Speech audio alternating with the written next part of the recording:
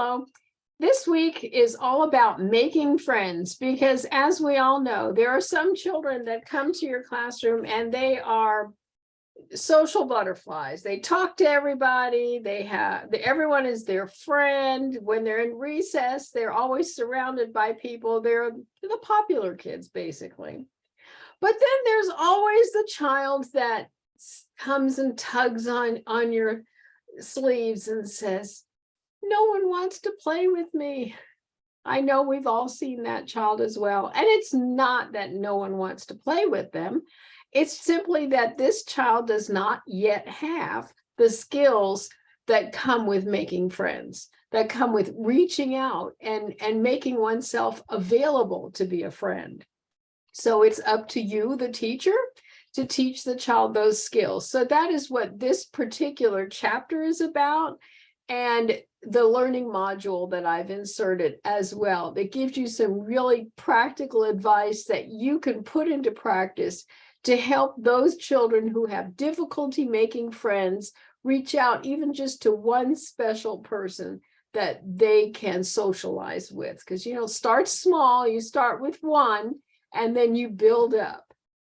The other thing that I want to talk about this week is the web page assignment. To me, this assignment is one of the most practical assignments we have in the program, next to creating your own time schedule, which you can use forever. But the web page is something that allows you to communicate with children's families.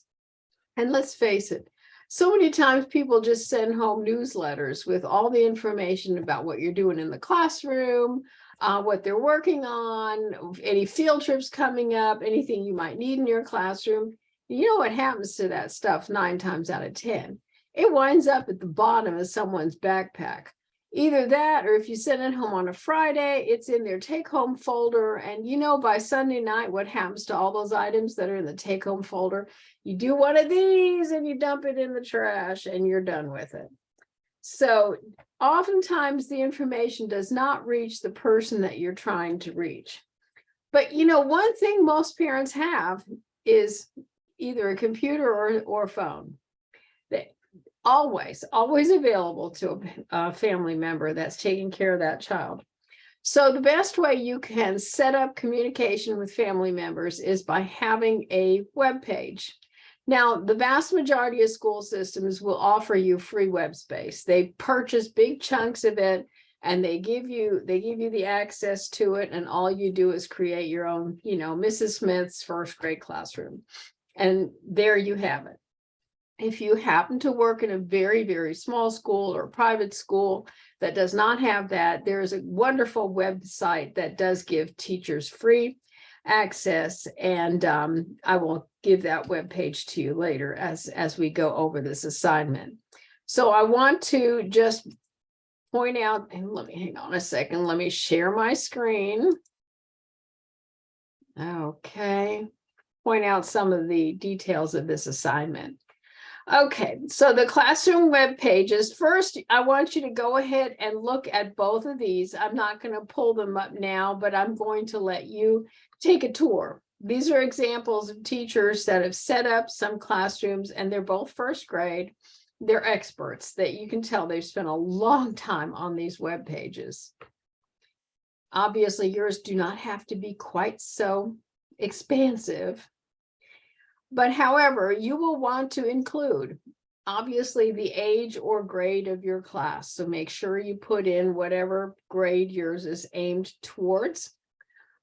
Classroom information, make sure you include, all those important paper kinds of informations that you would send home at the beginning of the school year.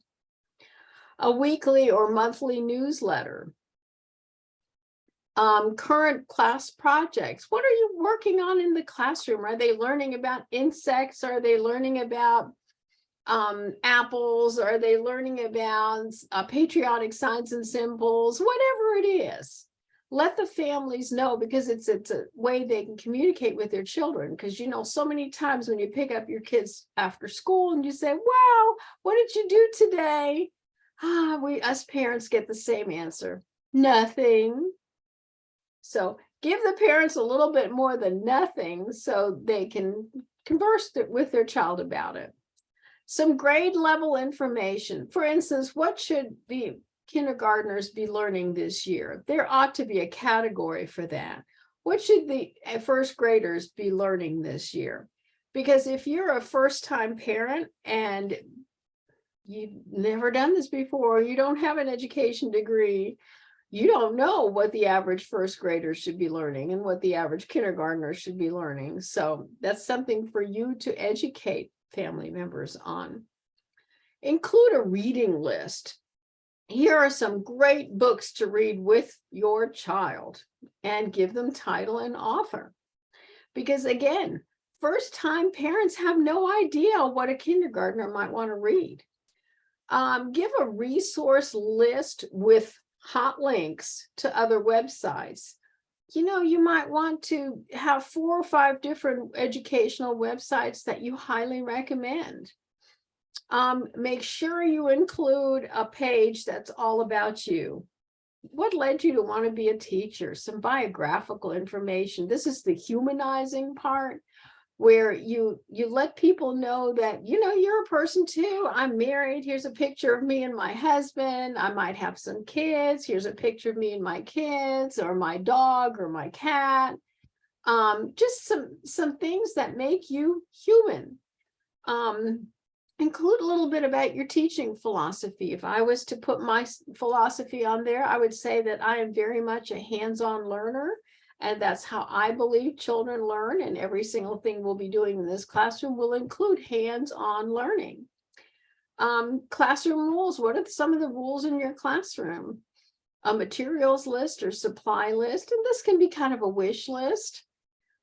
Links to the school in case they need to contact the school, because this should be bi-directional. Links to the district website, links to your email. Give some ideas of ways in which families can help in the classroom. What can they do to be part of your classroom? Can they come in and talk about their career? Can they come with you on field trips? Can they provide supplies for snacks? What can they do to be helpful? Ways in which families can extend or build on what's being learned in the classroom. This should be a weekly thing, whatever unit you're working on. Parents can reinforce this learning by doing a lot of activities with their kids. Why don't you make some suggestions? And then please feel free to add additional materials that will make this web page more specific for you, for your particular classroom, for the children's particular needs. And be careful about creating something that needs constant updating. It's fine to do a weekly. I wouldn't do something that needed updating more often than that. And then I know there's someone that's right now thinking to themselves, well, I don't have a classroom and I have no idea what grade I'm going to be teaching. And what does she expect me to do? Well, here's what I expect you to do. I expect you to, in your mind, pick what grade is your favorite grade. If it was me, I would pick first grade. And then I would say, okay, I am going to create a first grade web page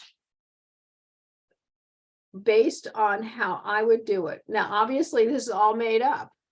I have no idea where I'm going to be teaching, but I can say my first grade class, and I still would have information I would send home. I would literally have to make that up.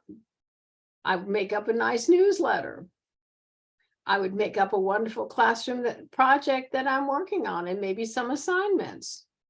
Grade level information. I would look that up on the Oklahoma Academic Standards and find out what first graders would be learning.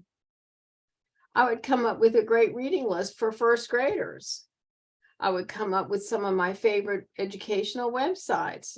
I definitely have a bio on myself, and all of this here. I would make up the school or district website, as well as a link to my email. Don't put your real email for this. And you can make all that up yourself. This is a way for you to practice creating a communication device with your students' families, whether you're actually in the classroom right now or not. And be careful. Just professionally speaking, post pictures that you don't mind being out in the public world if you're going to post something on a classroom webpage. So just professional pictures. I don't have to draw you a picture on what that looks like, right? Okay. And anything you post online has to be PDF, always. So it cannot be altered by anybody. Please make sure of that. Before you turn in the link to your web page to me, please make sure that you've done two things.